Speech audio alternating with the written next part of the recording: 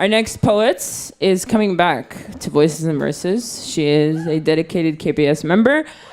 Please welcome Neda Asayed.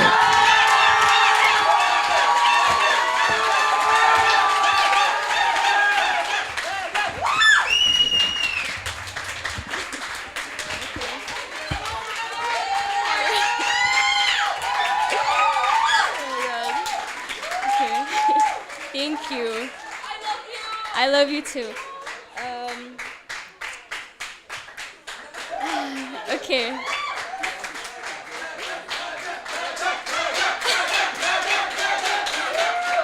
Okay. Thank you, guys. Okay. This is a poem called. Sorry. This is things I haven't told my exes. Okay. 1. Hello. I'm sorry for how long it took for me to say this. This is the most honest thing I've ever written about you. 2, I hate you. 3, not really. I just hate that I missed the chance to hurt you like you hurt me. Some days,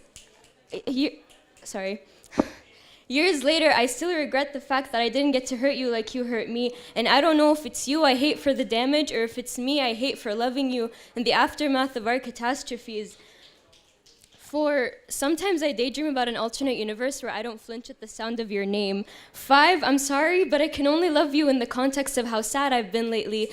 6, I've been feeling pretty sad lately.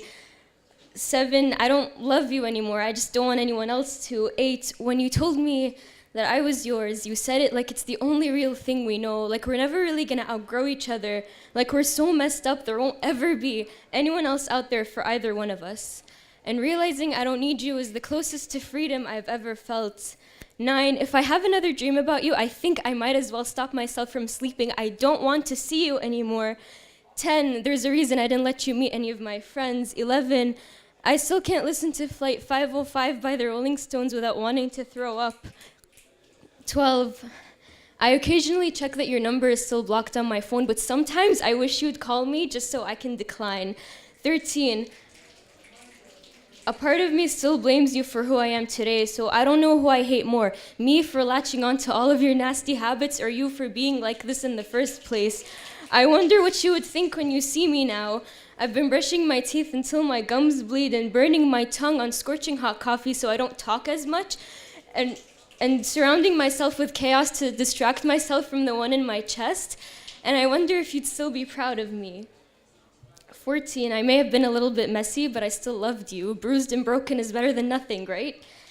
15, one of us wanted to destroy just as much as the other wanted to be torn to pieces, and I think that's what you meant when you used to say, baby, you complete me.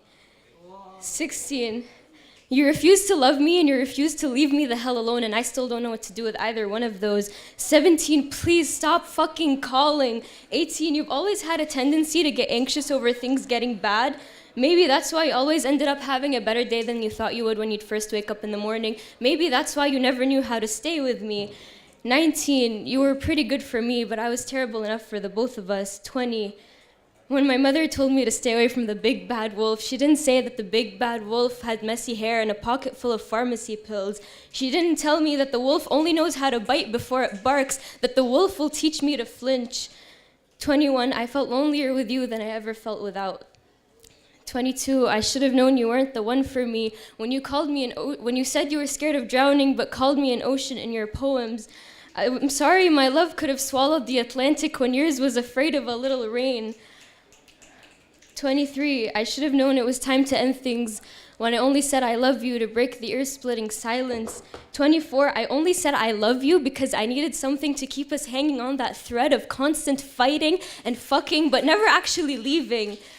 25, you're still blaming me for how I left. You're still blaming me for how I left, even though we both know I wasn't like this before I met you. There's this volatile thing in my chest because you always walked out first, and I guess I picked up the trick down the line. I'm still trying to learn how to love when all you've ever taught me was how to leave and come back for more, over and over again, like an ocean that only comes to kiss the coastline when it gets bored of staying still.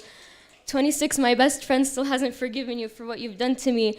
27, I always thought I'd get over my abandonment issues if I started being the first to leave. I really hoped that if one of us had to walk out first, it would be me. But you still beat me to it, and to this day, I haven't forgiven either one of us for that.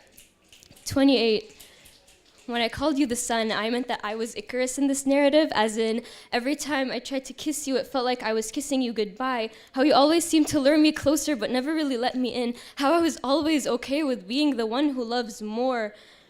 29, to this day, I still can't believe I had to put you in this poem. Forgetting you is the hardest thing I have ever had to do.